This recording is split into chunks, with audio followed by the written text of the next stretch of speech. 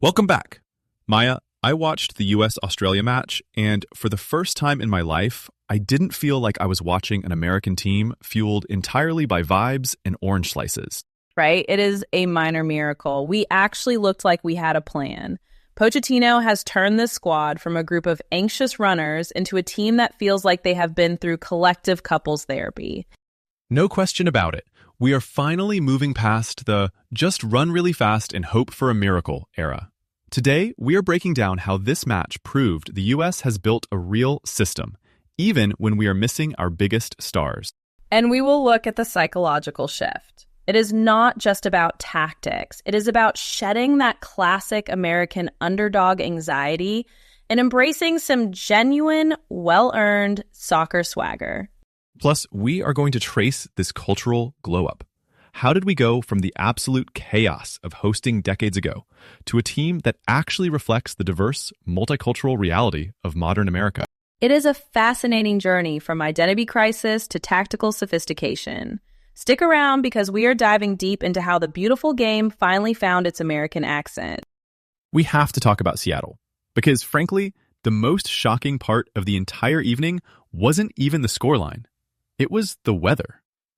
Right? Seattle in June, and it is absolutely gorgeous. Blue skies, sun shining. Meanwhile, the Australian national team looked like they brought their own personal rain cloud. They really did. On paper, a 2-0 win looks like a standard, routine host nation victory. But if you actually watch how it unfolded, it was a tactical masterclass in making the opponent completely lose their minds. Take the 11th minute.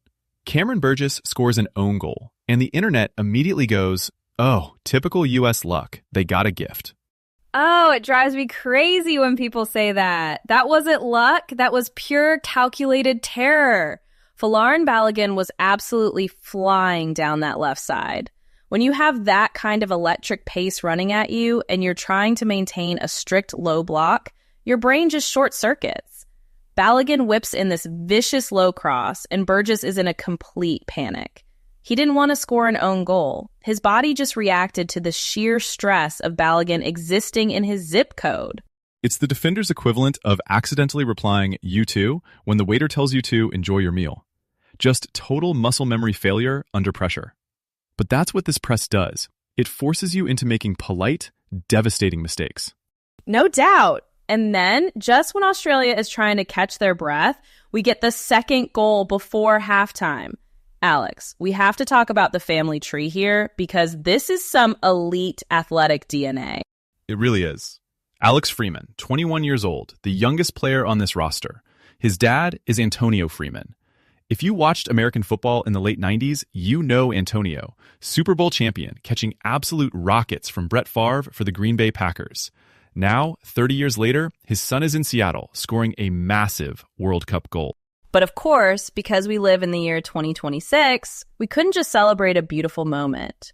We had to do the sacred ritual of the VAR check. I love how VAR can turn a stadium of screaming fans into a silent courtroom waiting for a verdict on a deflected Serginho Dest shot. It's like waiting for a text back from your crush. Just agonizing. But the referee points to the center circle, the goal stands, and Freeman gets his moment. A close-range header in the 43rd minute. But what made this whole performance even more impressive was who wasn't on the pitch. Christian Pulisic, our talisman. When he went down with that calf injury in the Paraguay game, I think every U.S. fan collectively gasped. We spent years being a team that lives and dies by Pulisic's fitness. If he's out, we usually look like a band trying to play without their lead singer. But instead of falling apart, we saw Ricardo Pepi step into the starting lineup. And he didn't try to play like Pulisic. He played like Pepi. He dropped deep, he linked the play, he chased down defenders. It was this incredibly mature, tactically adaptable performance that showed we actually have a system now, not just a superstar. Yes, that is the key. Under previous managers, if Pulisic was out, the game plan was basically give the ball to whoever is wearing the coolest boots and hope for a miracle. But Pepe's movement allowed the whole front line to rotate. It was fluid, it was smart, and it completely neutralized Australia's physical advantage. And let's not overlook the defensive side. A clean sheet, Our first clean sheet in 10 matches. For a long time, our defense has been about as reliable as public transit in a snowstorm. But against Australia, they looked incredibly comfortable. They did. Australia had no answers. They looked completely shell-shocked. They came in expecting to bully us physically, and instead they spent 90 minutes chasing shadows in the Seattle sunshine. It really makes you wonder how a team can transition so quickly from chaotic underachievers to a disciplined, tactical machine. It all comes back to the man on the touchline and how he's managed to completely reshape the psychology of this team. Watching the U.S. team under Mauricio Pochettino lately doesn't feel like watching a traditional tactical masterclass. It feels like watching a highly successful, very expensive family intervention.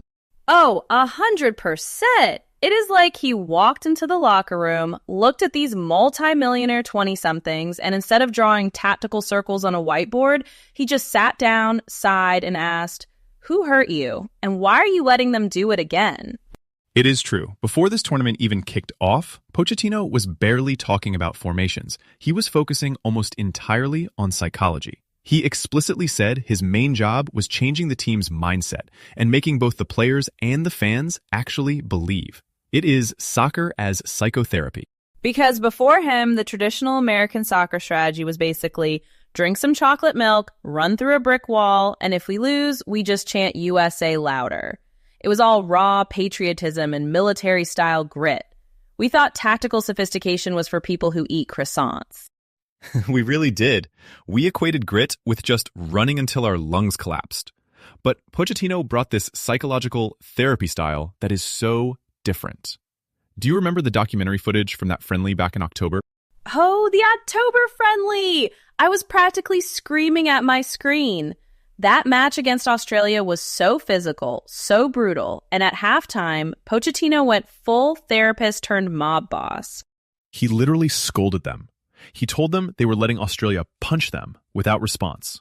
He was calm but incredibly sharp, basically asking them why they were just standing there, taking the hits.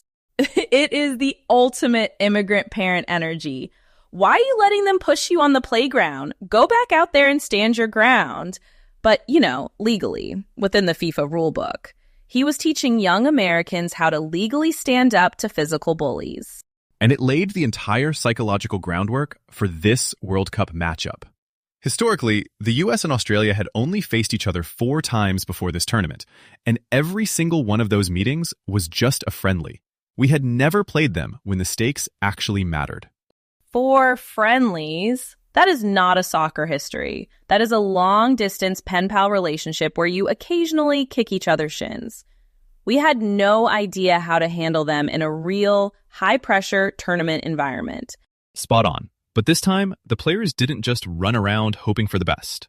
There is this beautiful cross-cultural irony here. You have an Argentinian coach who has managed in Spain, France, and England, teaching young American players how to find their American soccer identity. It is peak America, though. We had to import an Argentinian therapist to explain to us that our identity isn't just being loud and athletic. It is about controlled aggression. He took a physically imposing, incredibly athletic Australian team and made them look completely lost because our guys weren't just running, they were thinking. The tactical system became their shield. When you actually believe in the system, you don't panic when the physical pressure comes.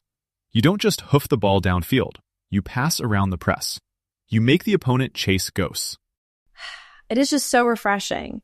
We finally graduated from the kids' table. We aren't just the scrappy athletic team anymore. We actually have real, genuine swagger on the pitch.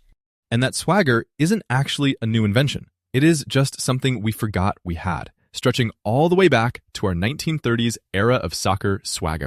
Looking at the sheer joy in that stadium yesterday, it made me think about how much has actually changed. I grew up in a household where the World Cup was this exercise in split personality. My dad would wear his old country's jersey, my mom would root for whoever was playing against England, and the U.S. team was just this polite afterthought we watched out of civic duty. Oh, completely. It was the ultimate identity crisis. You'd have the flag of the homeland draped over the TV, and then a tiny, sad little U.S. soccer bumper sticker on the minivan. But yesterday Yesterday felt different. It wasn't just, hey, let's support the local team because we live here now. It felt like a genuine, unified culture.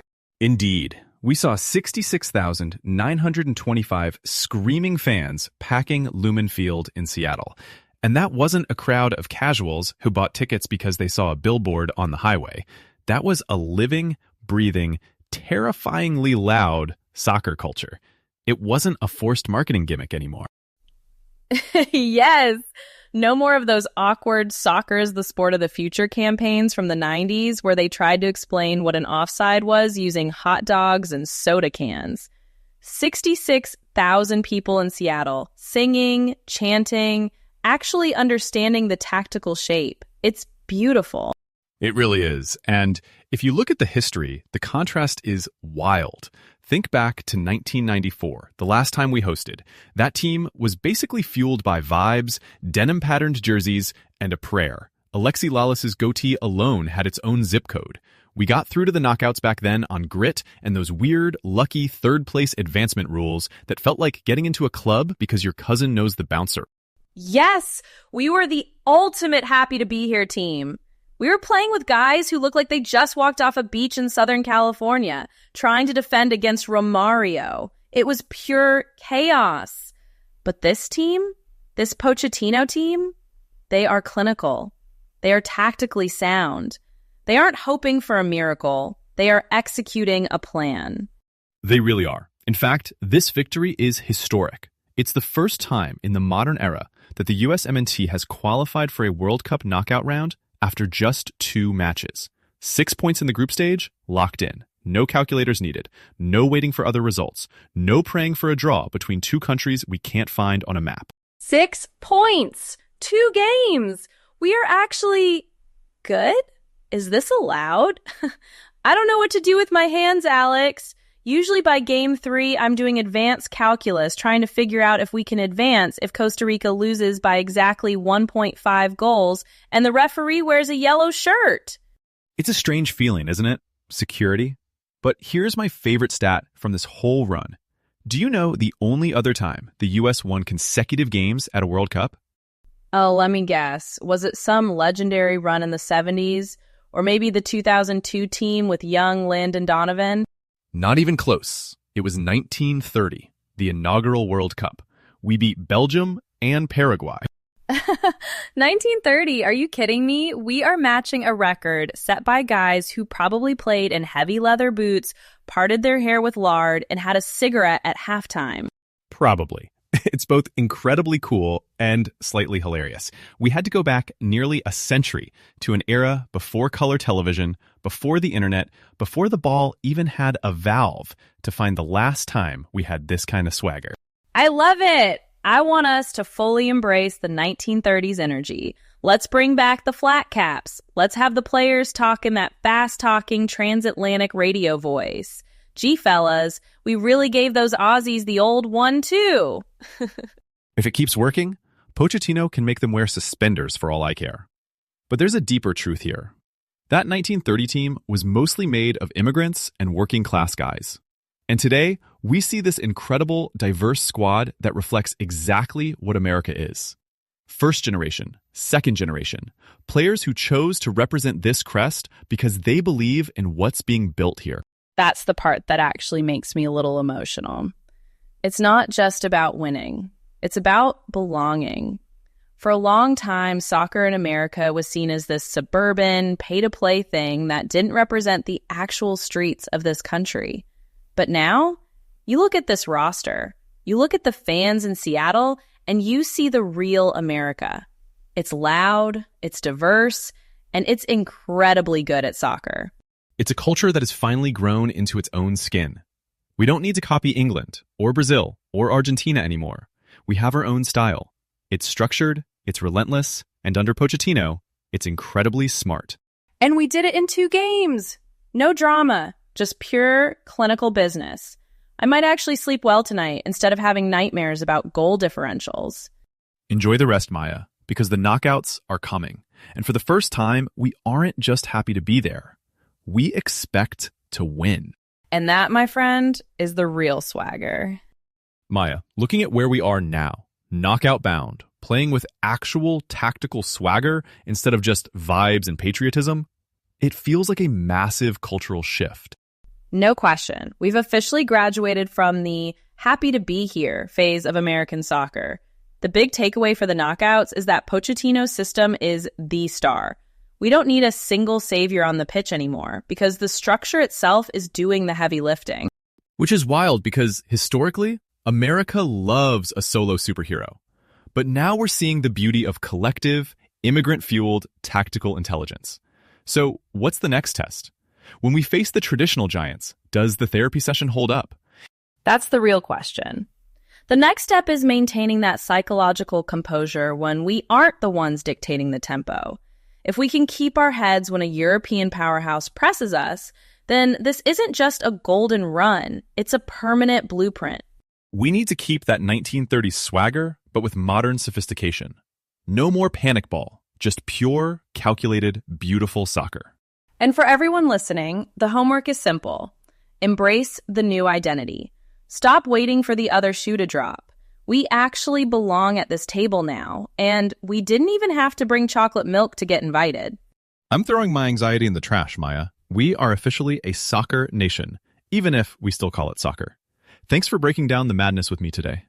Anytime, Alex. Let's see how far this swagger takes us. See you all in the knockouts!